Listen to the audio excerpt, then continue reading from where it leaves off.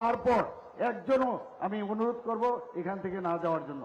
বন্ধুগণ, কংগ্রেস, সিপিএম, তৃণমূল, এখন আবার সেই মথা এবং কমিউনিস্ট, তাদের থেকে আমাদের যদি মুক্তি আমাদের পেতে হয় তাহলে ভারতীয় জনতা পার্টির যার সর্বশ্রেষ্ঠ নেতা হচ্ছে আমাদের যশস্বী প্রধানমন্ত্রী নরেন্দ্র মোদীজি, উনাকে পদ্ম চিহ্নে ভোট আপনারা দেবেন এই আশা আমি রাখছি। এবং 16 তারিখ আপনারা যথাসময়ে সকালে সকালে গিয়ে নিজেরাও আমাদের যে দুই প্রার্থী আছে এই খয়েরপুর কেন্দ্রের সমস্ত ভাই বোনদের অনুরোধ রাখবো সকাল সকাল 16 তারিখ গিয়ে পদ্মচিহ্নে ভোট দেবেন এবং বিপুল ভোটে, আগে যে ভোট পেয়েছে তার থেকে আরো বেশি ভোটে উনাকে জয়যুক্ত করবেন। এবং এখানে বটজলার যদি কেউ থাকেন বা বটজলাবাসীকে জানিয়ে দেবেন আপনাদের বন্ধুদের যে উনাকেও যেন বিপুল ভোটে জয়যুক্ত করে, এই আশা রেখে আমি আমার বক্তব্য এখানে শেষ করছি। নমস্কার। বন্দে মাতরম। ভারত মাতা কি জয়। মাননীয় মুখ্যমন্ত্রী মহোদয়কে অসংখ্য ধন্যবাদ। এবারে বক্তব্য রাখার জন্য বিনম্র অনুরোধ রাখব ভারতীয় জনতা পার্টির সর্বভারতীয় সভাপতি শ্রী জে.পি. নাড্ডাজি মহাশয়ের কাছে। ভারত মাতা কি, ভারত মাতা কি।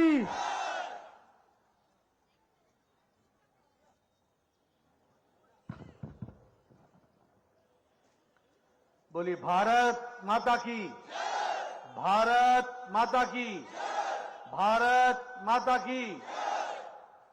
आज की इस जनसभा में मेरे साथ उपस्थित हमारे त्रिपुरा प्रदेश के लोकप्रिय, यशस्वी और संवेदनशील मुख्यमंत्री सम्मानीय डॉक्टर मानिक शाह जी, हमारे प्रदेश के, हमारे नॉर्थ ईस्ट के कोऑर्डिनेटर श्री संबित पात्रा जी, हमारे इस चुनाव के प्रभारी और लोकसभा में मेरे साथी महेश शर्मा जी, हमारे इस क्षेत्र के बगल के प्रत्याशी दिलीप कुमार दास जी, हमारे यहां के प्रत्याशी रतन चक्रवर्ती जी, हमारे सुरेश राणा जी जो पूर्व में मंत्री रहे हैं और यहां क्लस्टर के इंचार्ज है, असित रॉय जी डिस्ट्रिक्ट के प्रेसिडेंट, अमित नंदी जी, मुकुल रॉय जी, सम्मानित मंच और यहां इतनी बड़ी संख्या में एकत्र आए देवी और सज्जनों,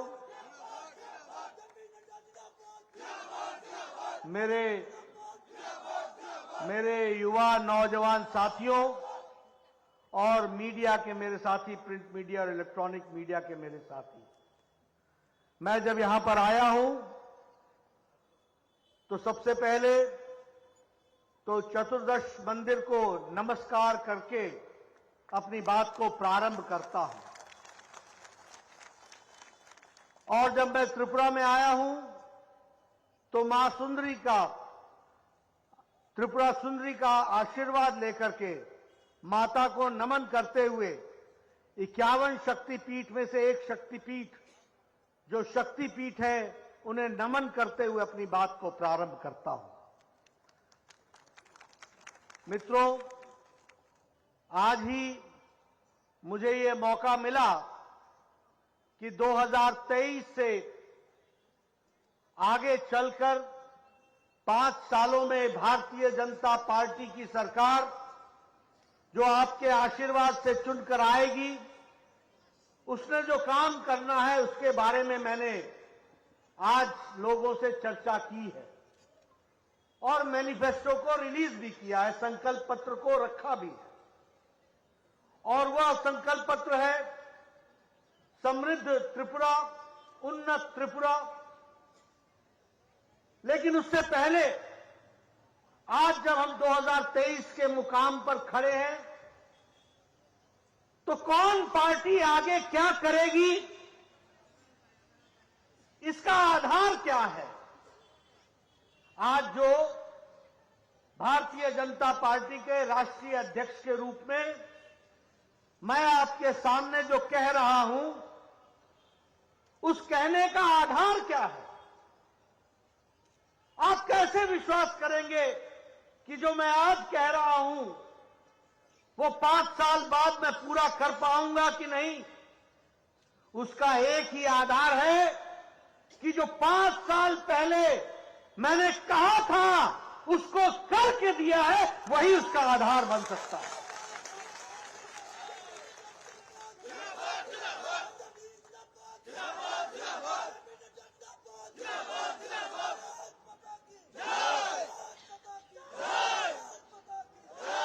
हमने कहा था 2018 में कुछ बातों के लिए त्रिपुरा से अलविदा हो जाएगा, उसका निकास द्वार होगा, उसका एग्जिट डोर होगा। त्रिपुरा की धरती पर 2018 के बाद वो बातें नहीं दिखेंगी। और आज मैं गौरव के साथ कह सकता हूं कि हम लोगों ने त्रिपुरा की धरती से लाल आतंकवाद को अलविदा कह दिया और उसको समाप्त कर दिया। आज हम गौरव के साथ ये कह सकते हैं, जो 2018 में त्रिपुरा भ्रष्टाचार में लिप्त था, आज उसको भ्रष्टाचार मुक्त बना दिया, यह हम गौरव के साथ कह सकते हैं। आज हम कह सकते हैं त्रिपुरा जो करप्शन और कमीशन के लिए जाना जाता था, उसको करप्शन और कमीशन मुक्त बना दिया, यह हम गौरव के साथ कह सकते हैं। आज हम ये कह सकते हैं कि गुंडा राज, क्रिमिनलाइजेशन, राजनीतिक द्वेष के कारण लोगों को समाप्त करना, ये 2018 तक की सीपीएम की रीति नीति थी। लेकिन 2018 के बाद गुंडागर्दी को जड़ मूल से समाप्त करने का काम हम लोगों ने किया। और सबसे बड़ी बात है कि 2018 में और 2018 से पहले ये सीपीएम का लेवी राज, इस लेवी राज से भी छुट्टी दिलाने का काम किया तो भारतीय जनता पार्टी की सरकार ने किया। और 2018 ये स्वागत द्वार भी बना, ये प्रवेश द्वार भी बना। ये प्रवेश द्वार किस बात का बना? ये प्रवेश द्वार बना विकास का, ये प्रवेश द्वार बना शांति का, ये प्रवेश द्वार बना सद्भाव का, ये प्रवेश द्वार बना शांति का, ये प्रवेश द्वार बना तरक्की का, और ये प्रवेश द्वार बना उन्नत त्रिपुरा, समृद्ध त्रिपुरा का। ये भी हमको ध्यान में रखना चाहिए। मैं यहां ये भी आपको बताना चाहता हूं, आप लोगों का आशीर्वाद मिला था, 43% वोट आपके मिले थे। आज ये जनसभा को देखकर मैं ये कह सकता हूं कि आने वाले समय में हमारे वोट प्रतिशत में भी इजाफा होगा और आपका आशीर्वाद मिलेगा।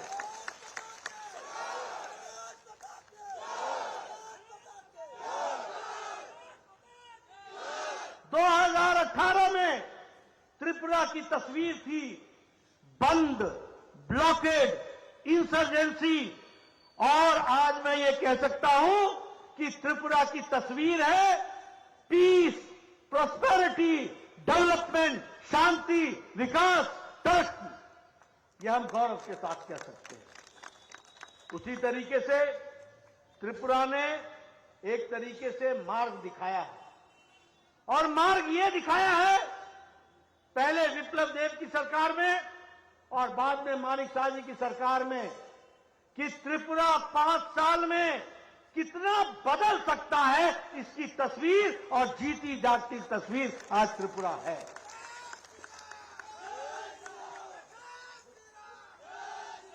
यहां दिल्ली से आए हुए पत्रकार भी मैं देख रहा हूं, मैं उनको याद दिलाना चाहता हूं, 5 साल पहले जब आप एयरपोर्ट पर उतरते थे तो पता नहीं कौन सी संकरी सी गली से गुजरते हुए लगता था पता नहीं किस गांव के कस्बे में आ गए। और आज जब 2023 में आप त्रिपुरा के एयरपोर्ट पर उतरते हो तो आपको 4 लेन मिलता है, चौड़ी सड़कें मिलती हैं, विकास की नई कहानी कहते हुए मिलती है। ये बदलती हुई तस्वीर और ये जो विजय संकल्प रैली में देख रहा हूं, ये जो आप लोगों ने संकल्प लिया है, ये अपने आप में बताता है कि आपने तय कर लिया है कि त्रिपुरा में एक बार भाजपा, बार बार भाजपा, ये आपने तय कर लिया। मित्रों, मैं देख रहा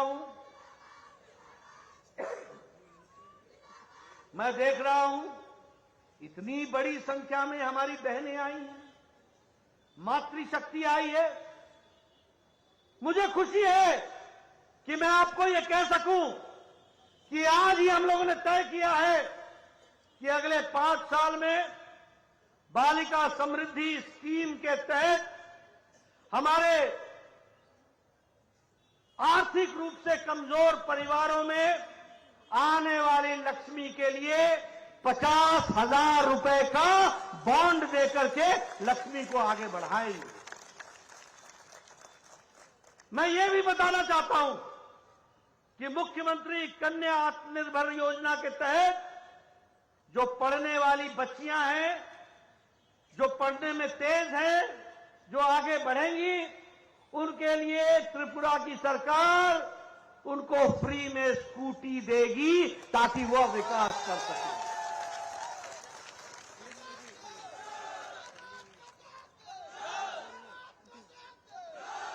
मैं यहां बैठे हुए बहनों को देख रहा हूं, आपको बताना चाहता हूं कि जिन लोगों को उज्ज्वला गैस मिली है उनको अब त्रिपुरा सरकार साल में 2 एक्स्ट्रा सिलेंडर भी मुफ्त का देगी। ये भी हम आपको बताना चाहते हैं।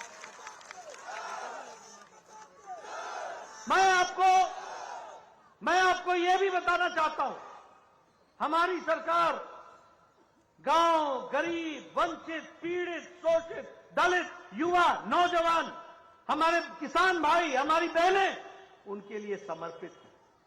और इसीलिए हम लोगों ने तय किया है कि हम अनुकूल चंद्र कैंटीन के तहत दिन में 3 बार भोजन देंगे और 5 रुपए प्रति मील के हिसाब से हम भोजन की व्यवस्था करेंगे। उसी तरीके से हम जैसे जनजाति भाइयों के लिए समर्पित हैं, हम आदिवासी भाइयों के लिए समर्पित हैं। और इसलिए हम लोगों ने तय किया है कि जो हमारे आदिवासी भाई परिवार हैं उनको हम 5,000 रुपए का उनको सालाना हम असिस्टेंस देंगे, आर्थिक मदद देंगे ताकि वह अपने ढंग से काम को आगे बढ़ा सके। मित्रों, हम सब लोग प्रजातंत्र में हमारे प्रधान समाजपति मजबूत बने, इसके लिए हम समर्पित हैं। और इसलिए उनका मानदेय 2,000 से बढ़ाकर 5,000 रुपए कर दिया जाएगा, इसके लिए भी हम समर्पित हैं। उसी तरीके से किसान भाइयों के लिए जहां प्रधानमंत्री मोदी जी सालाना 6,000 रुपए प्रधानमंत्री किसान सम्मान निधि में देते हैं, उसी में मानिक साहब ही 2,000 जोड़ेंगे और 8,000 रुपए प्रति सालाना देने का काम करेंगे।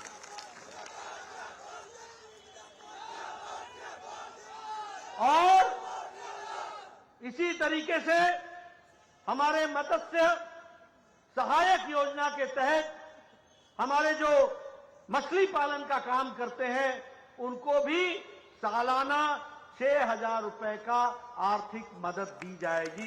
इस तरीके का हम करेंगे। इसलिए हम कहते हैं यही बीजेपी और एक बार उन्नति होवे लगातार।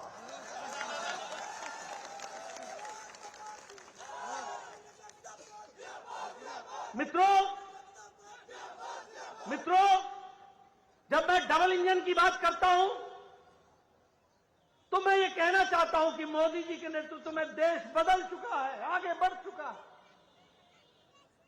आपको खुशी होगी, जिन अंग्रेजों ने हमको 200 साल तक राज किया, आज हम गौरव के साथ कह सकते हैं कि उनको पछाड़कर जो भारत 10वीं आर्थिक व्यवस्था थी, वो ब्रिटानिया को पछाड़कर, अंग्रेजों को पछाड़कर 5वीं आर्थिक व्यवस्था बन चुकी है। आज विकास दर में हम अमेरिका से आगे हैं, हम चाइना से आगे हैं, हम फ्रांस से आगे हैं, हम यूरोप के कई देशों से आगे हैं। ये आज भारत की तस्वीर बनी है। इस बात में, यानी स्टील के प्रोडक्शन में दुनिया में हम दूसरे नंबर पर खड़े हो गए। आप लोग जब छोटे होंगे तो सुनते होंगे, ये जापानी गाड़ी है, ये ऑटोमोबाइल है, ये डैटसन है, ये टोयोटा है, ये जापानी गाड़ी है। आपको जानकर खुशी होगी कि गाड़ी बनाने में भी भारत ने जापान को पछाड़कर तीसरे नंबर पर आज खड़ा हो गया है गाड़ी बनाने में। आपके पास मोबाइल होगा। 9 साल पहले 92% मोबाइल बाहर से आते थे, बाहर से, और कुछ ऐसे देश से आते थे जो हाथ में ही फट जाते थे। मैं ठीक बोल रहा हूं कि नहीं बोल रहा हूं? कुछ ऐसे देश से आते थे जो हाथ में ही फट जाते थे। आज आपको जानकर खुशी होगी कि 97% मोबाइल अब भारत में बन रहे हैं। दूसरे नंबर का देश भारत बन गया। मित्रों, अगर मैं बात करूं तो मुझे खुशी है, मैं त्रिपुरा में जब आया हूं, अगर मोदी जी ने, मैं कई बार सुनाता हूं इस किस्से को, मैं जब 1993 में विधायक था तो उस समय मेरे बीडीओ साहब, ब्लॉक डेवलपमेंट ऑफिसर साहब, मेरे पास आके बोला करते थे कि नड्डा जी, आपको एक खुशखबरी सुनाता हूं। मैंने कहा सुनाओ। तो कहते थे कि 2 पंचायतों में आपको एक इंदिरा आवास योजना मिला है, बताइए किसको दूं मैं। अब मेरे लिए समस्या हो जाती थी, एप्लीकेशन हजारों में, और एक किसको दूं किसको नहीं दूं, मैं टेंशन में आ जाता था। कोई व्यवस्था नहीं थी। लेकिन प्रधानमंत्री मोदी जी ने प्रधानमंत्री आवास योजना में तय किया कि कोई भी कच्चे मकान में नहीं रहेगा, और 3 करोड़ 60 लाख मकान पक्के बना करके दिए। और त्रिपुरा में भी 3,50,000 पक्के मकान दिए गए। और हर विधानसभा में कम से कम 5 से 6 हजार मकान दिए गए। और मैं वो लंकापुरा गया था, यही गांव का नाम है दिलीप जी, मैं दिलीप जी के इलाके में गया था। मैं चाहूंगा दिलीप जी आप सबको वो तस्वीर दिखाइएगा जो हमने प्रधानमंत्री आवास योजना के छत पर बैठकर त्रिपुरा के कोर कमेटी की बैठक ली। लगता ही नहीं है वो ऐसा भव्य कमरा बना है, वो ऐसा भव्य घर बना है जो प्रधानमंत्री आवास योजना में दिया गया। एक बदलती हुई तस्वीर हमको देखने को मिली। उसी तरीके से आज भारत अति गरीबी में 1% से नीचे आ गया। कारण मालूम है क्या है? कारण यह है कि मोदी जी हमारे प्रधानमंत्री हैं और 80 करोड़ की जनता को 5 किलो गेहूं या 5 किलो चावल, 1 किलो दाल देने की व्यवस्था की गई है ताकि कोई भूखा न सो सके। और यहां त्रिपुरा में 24 लाख लोगों को यह प्रधानमंत्री गरीब कल्याण अन्न योजना के तहत दिया जा रहा है। आपको जानकर खुशी होगी कि हमारे आयुष्मान भारत में जहां 50 करोड़ लोगों को 5 लाख रुपए का हर साल गंभीर बीमारी से लड़ने के इलाज की व्यवस्था की गई है और जिसमें अभी तक 80,000 करोड़ रुपए खर्च हो गए हैं, वहीं 25 लाख बेनिफिशियरी त्रिपुरा में हैं और मानिक शाह जी ने 13 लाख लोगों को आयुष्मान कार्ड बांट दिया है और 107 करोड़ रुपए त्रिपुरा की जनता में गंभीर बीमारियों से लड़ने की व्यवस्था की गई है और 107 करोड़ रुपए खर्च हो गए। और आज मुझे खुशी हो रही है ये बोलते हुए कि एक बार भाजपा, बार बार भाजपा, आप फिर से भाजपा को जिताएंगे और आयुष्मान भारत में सालाना 5 लाख रुपए नहीं 10 लाख रुपए की खर्च करने की व्यवस्था की जाएगी।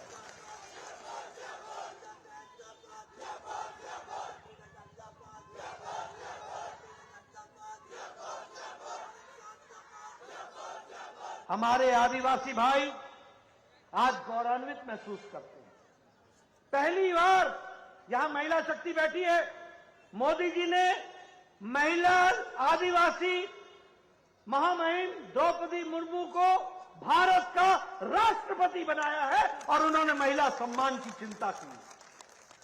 उसी तरीके से आज भारत सरकार में 8 मंत्री हमारे आदिवासी भाई हैं और मानिक शाह की सरकार में 5 मंत्री आदिवासी भाई रहे और मंत्री की श्रेणी में रहे। और इस बार के बजट में तय हुआ है कि 36,000 ट्राइबल डोमिनेटेड यानी आदिवासी बहुतायत गांवों में प्रधानमंत्री आदि आदर्श योजना के तहत उन विलेज को, उन गांवों को विकसित किया जाएगा। 400 एकलव्य विद्यालय खोले जाएंगे और 15 विद्यालय यहां खुल गए हैं और आज हमने तय किया है कि Tripura tribal autonomous development council के इलाके में हर ब्लॉक में एक एकलव्य विद्यालय खोला जाएगा और उसकी व्यवस्था की जाएगी। मित्रों, उज्ज्वला योजना के बारे में मैंने चर्चा की। लगभग 2,70,000 उज्ज्वला योजना में गैस के कनेक्शन बहनों को दिए गए। मैं गांव से आता हूं, पहाड़ी इलाके से आता हूं। मेरी बहनें सुबह 5 बजे उठकर जंगल में जाकर लकड़ी काटकर लाती थी, चूल्हा जलाती थी। चूल्हे के नजदीक बैठ करके फूंक फूंक करके जलाया जाता था और 200 सिगरेट के बराबर का धुआं अपनी छाती में लेती थी। आज मोदी जी ने एक तरीके से महिलाओं को आजाद कर दिया और 9 करोड़ 50 लाख उज्ज्वला गैस कनेक्शन दिया और मानिक शाह ने 2,70,000 उज्ज्वला कनेक्शन दिया।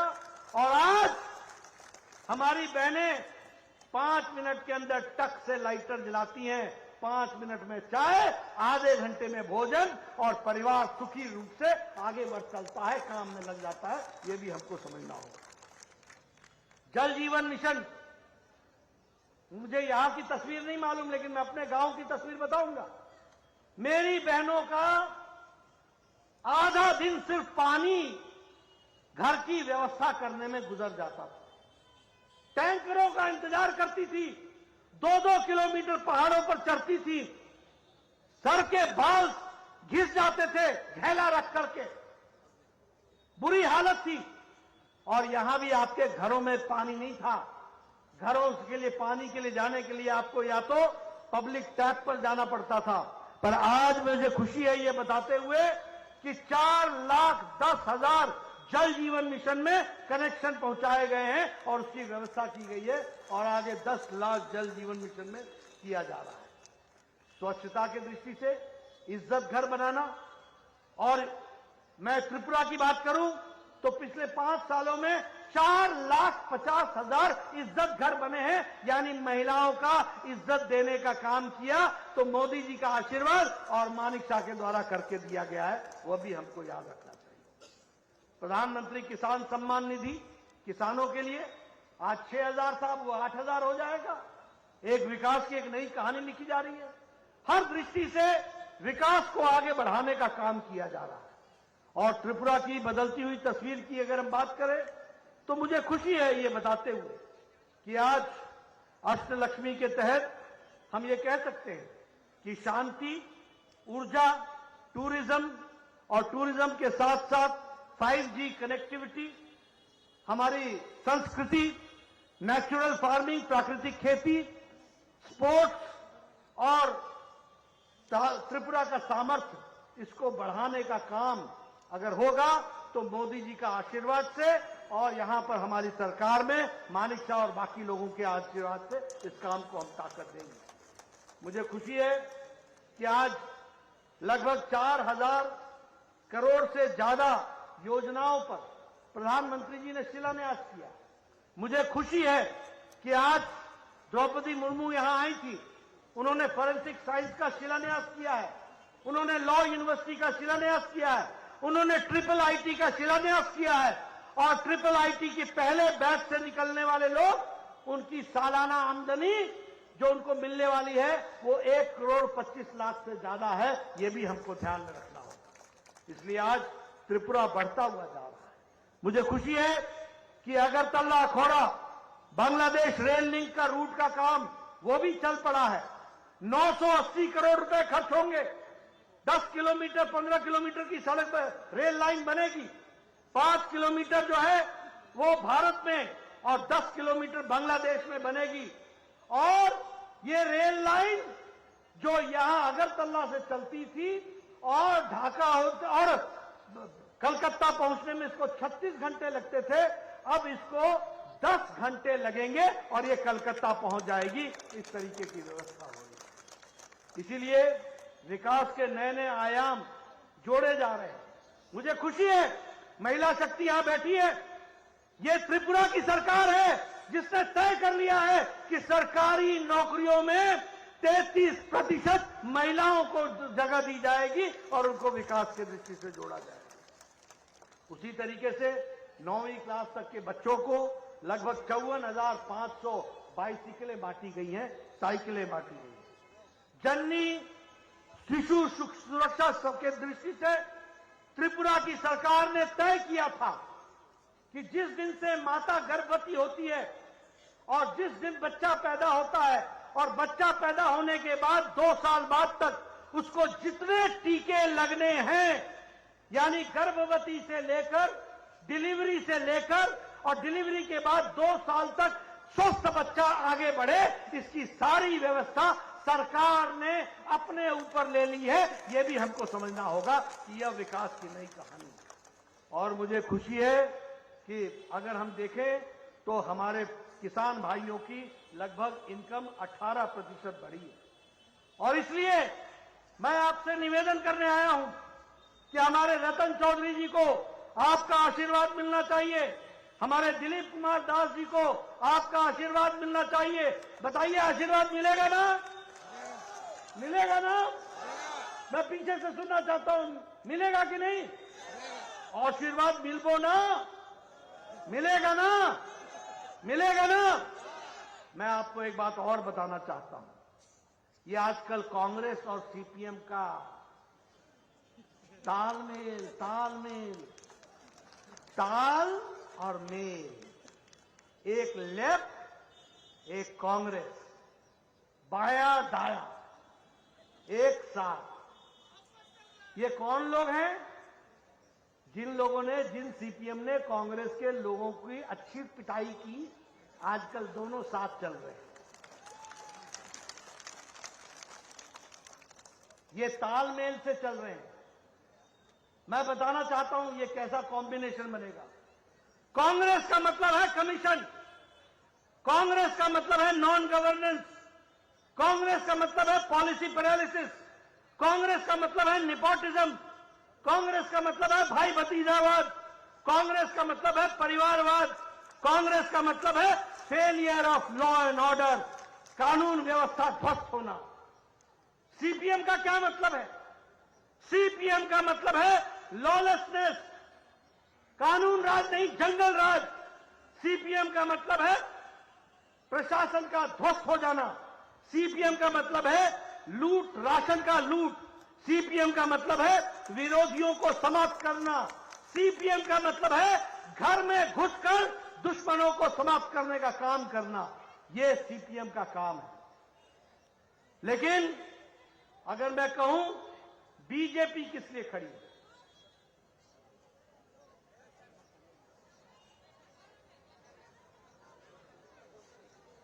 बीजेपी किस लिए खड़ी है?